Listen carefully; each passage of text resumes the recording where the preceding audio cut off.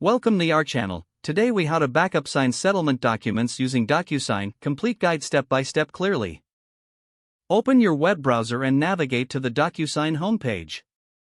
Log into your DocuSign account using your credentials. Once logged in, locate the Manage tab on the top navigation menu. Click on Manage to access your documents. In the left sidebar, find the completed folder. Select the completed folder to view all signed settlement documents.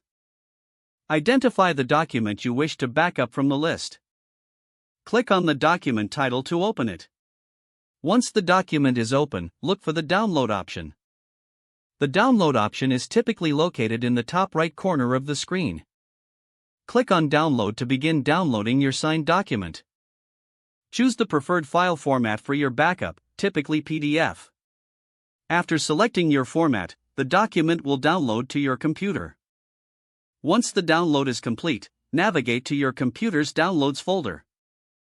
Verify that the downloaded document is accessible and correctly formatted.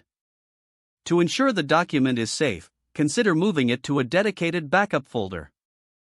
You may also choose to upload the document to a cloud storage service for additional security. Log in to your chosen cloud storage service. Navigate to the desired folder within your cloud storage. Click on the Upload button to start uploading your document.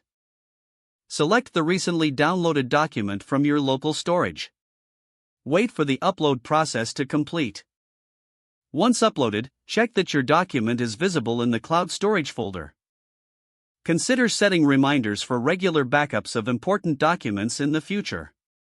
You have successfully backed up your signed settlement documents using DocuSign. If the page does not load, refresh the browser or try again in a private or incognito window. Make sure you are using the correct email address, then retype it carefully to avoid small typos.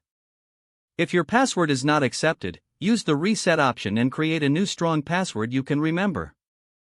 Don't forget to like this video and subscribe to our channel for more step-by-step tech guides.